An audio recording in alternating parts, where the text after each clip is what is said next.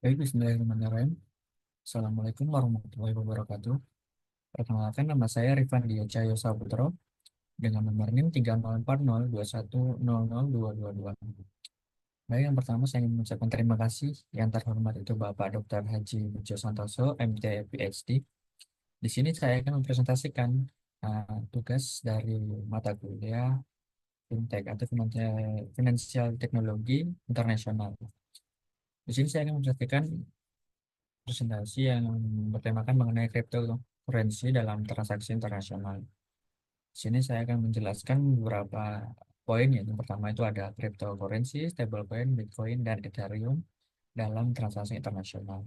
Baik, tentu saja yang pertama itu adalah cryptocurrency, merupakan aset digital yang menggunakan teknologi blockchain untuk mengamankan transaksi, mengontrol penciptaan unit baru, dan memverifikasi transfer aset. Karakteristik utamanya itu tidak memerlukan perantara, yaitu peer-to-peer, yang transparansi dan keamanan melalui teknologi blockchain, fungsi sebagai alat tukar dan penyimpan nilai. Contohnya seperti Bitcoin, Ethereum, dan stablecoin seperti USDT. Keunggulannya tuh ada empat, yaitu yang pertama efisiensi biaya, mengurangi biaya tinggi yang dikenakan oleh bank atau sistem. Kedua itu ada kecepatan transaksi, yaitu penyelesaian transaksi lintas antar negaranya itu lebih cepat, yaitu dalam hitungan menit saja. Kemudian itu ada inklusi keuangan. Yang pertama, ini memberikan akses kepada masyarakat yang tidak memiliki akun bank, sehingga dapat banyak orang bisa mengakses ini tanpa memiliki akun yang terdaftar pada bank-bank tersebut. Jadi transparansi dan desentralisasi, semua transaksi dapat diverifikasi di blockchain yang mudah. Kemudian itu ada stablecoin. Stablecoin itu ada, pertama ada definisinya itu seperti cryptocurrency yang menilai dipatuhi pada aset stabil seperti mata uang fiat, emas, dan algoritma. Kemudian itu stablecoin memiliki beberapa jenis, yaitu fiat backed, jadi didukung oleh mata uang seperti USD, contohnya seperti USDT, USDC. Kemudian itu ada crypto backed, yaitu didukung oleh cryptocurrency lain, contohnya DAI. Dan ketiga itu ada algoritma stablecoin, menggunakan algoritma untuk menjaga stabilitas harga agar tidak turun, contohnya seperti USD sebelum turun atau runtuh. Terus manfaatnya ada beberapa. Yang pertama itu ada mengurangi volatilitas. Itu nilai stablecoin yang mempermudah transaksi internasional. Yang kedua itu ada penggunaan remittasi, yang digunakan untuk mengirim uang dengan biaya yang sangat efisien atau rendah. Kemudian selanjutnya itu ada stabilitas dalam pembayaran perdagangan, digunakan oleh perusahaan untuk pembayaran antar negara. Hmm. Selanjutnya itu ada contoh dari penggunaan stablecoin di dunia itu seperti Tether, USDT digunakan di negara-negara berkembang untuk perdagangan internasional. Perusahaan teknologi menggunakan stablecoin untuk membayar lintas batas tadi.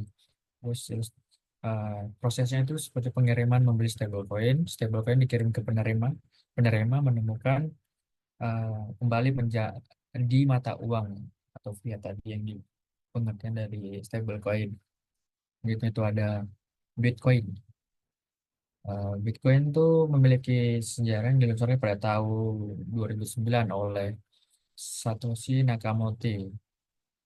Nakamoto. Nama tersebut juga dikaitkan dengan perangkat lunak seperti terbuka yang dirancang dan menggunakan jaringan peer-to-peer tanpa penyimpanan terpusat atau administrator. Tinggal di mana Departemen Keuangan Amerika Serikat menyebut Bitcoin sebuah mata uang yang terdesentralisasi. Karakteristik utamanya itu ada supply terbatas, seperti 21 juta koin, transparansi melalui blockchain publik, tidak terpusat atau decentralized. Peran sebagai emas digital, Bitcoin sering dianggap sebagai lindung nilai terhadap inflasi. Kemudian tuh Bitcoin memiliki beberapa manfaat sebagai aset investasi. Pertama itu keuntungan nilainya meningkat dari waktu ke waktu. Volatilitasnya tinggi namun berpotensi profit besar. Menurut statistik, nilai Bitcoin itu melonjak atau selalu naik setiap tahunnya, apa? Contohnya seperti satu dolar pada 2010 menjadi ribuan dolar di tahun-tahun yang akan datang atau tahun-tahun berikutnya. Namun risikonya juga sangat tinggi ya. Itu harga sangat fluktuatif atau naik turun. Itu dapat menyebabkan orang yang menggunakan Bitcoin ini mengalami keuntungan atau kerugian yang terjadi. Selanjutnya itu ada adopsi Bitcoin di negara berkembang. Sebenarnya El Salvador sebagai eh, Bitcoin diadopsi sebagai alat pembayaran yang sah, memberikan akses keuangan bagi masyarakat tanpa bank. Terus potensi di negara berkembang itu sebagai alternatif bagi mata uang lokal yang rentan inflasi, memungkinkan pengiriman uang internasional tanpa biaya tunggal. Kemudian itu ada Ethereum, yang merupakan eh,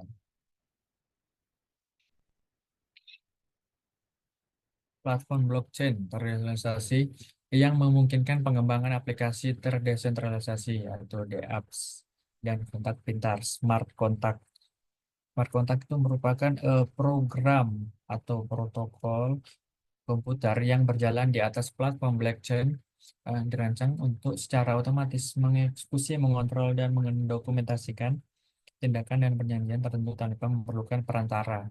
Konsep ini pertama kali diperkenalkan oleh Nick Szabo pada tahun 1994.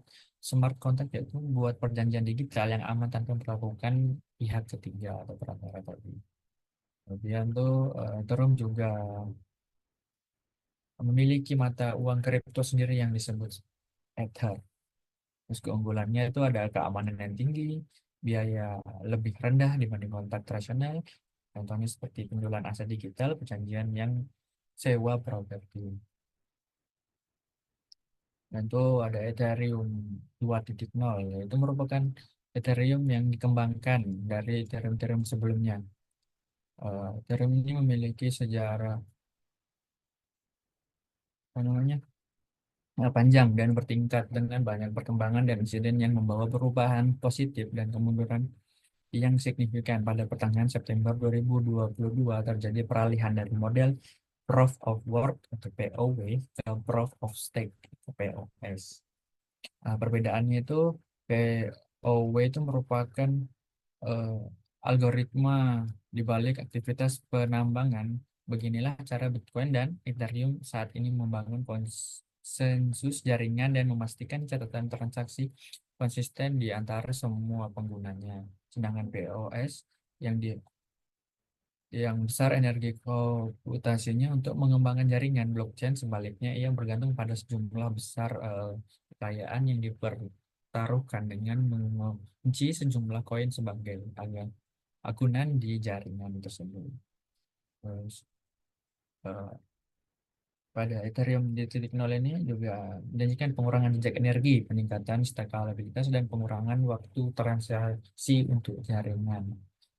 Dengan kedua POW dan POS tersebut itu eh, bertanggung jawab untuk mengonfirmasi transaksi, membuat blok secara teoris seperti sistem POS lebih hemat biaya daripada POW. Karena kekuatan untuk sistem POS adalah efisiensinya dan konsumsi energi yang rendah sehingga dapat meningkatkan efisiensi energi hingga 99%. Perubahan tersebut itu disebut dengan nama Ethereum 2.0 atau 2.0.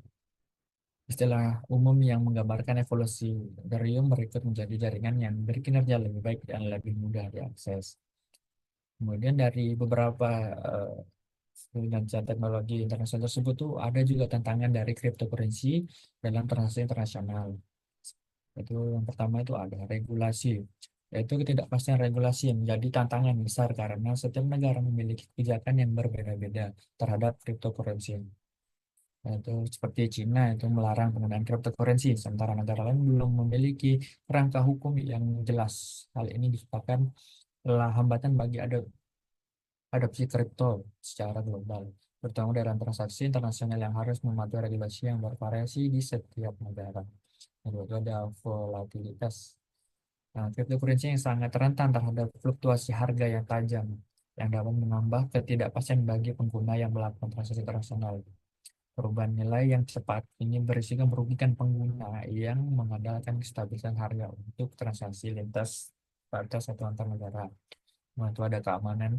Itu meskipun teknologi blockchain yang memiliki dasar cryptocurrency yang dianggap aman, masih ada risiko terkait dengan serangan cyber, yaitu pencurian dan kunci pribadi. Keamanan yang rendah dapat menyebabkan kerugian finansial yang signifikan, menghambat kepercayaan terhadap penggunaan cryptocurrency eh, finansial keuangan ini untuk transaksi internasional.